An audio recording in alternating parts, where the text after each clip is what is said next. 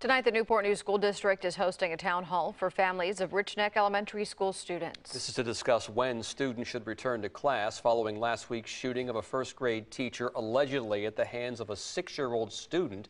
As we reported at the top of this newscast, the school district says it will install metal detectors at all schools, starting with Rich Neck on Monday. That virtual meeting is scheduled for 6:30, and tonight 10 on your side Stephanie Hudson is investigating how our justice system handles such a young suspect. Tom, Lena, this is only the 4th case ever of a 6-year-old shooting a gun at a school, and 2 of those were ruled accidental. Here's what's been done before and what experts recommend now. The shock of a 6-year-old shooting a teacher, exacerbated when the police chief said it was no accident. A 6-year-old is not capable of forming criminal intent.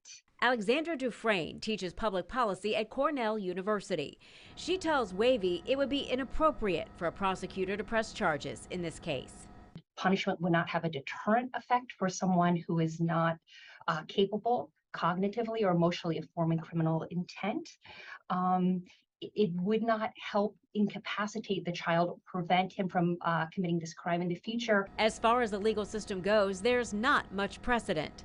It immediately reminded me of the case in 2000 in Flint, Michigan. David Redman is founder of the K-12 school shooting database. In the case he speaks of, a boy shot and killed a first-grade classmate.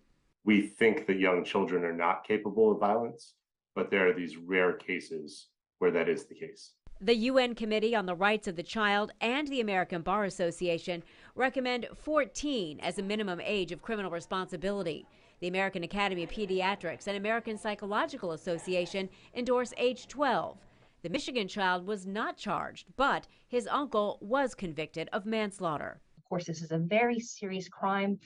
Everyone's thoughts are to the victim, of course, but the way to prevent children from being a harm to others is, of course, to give them the services that they need and to keep firearms locked safely out of their control or their hands. Dufresne says with proper medical services, intervention, and counseling, a 6-year-old is absolutely able to be rehabilitated and become a productive member of society. Stephanie Hudson, 10 on your side.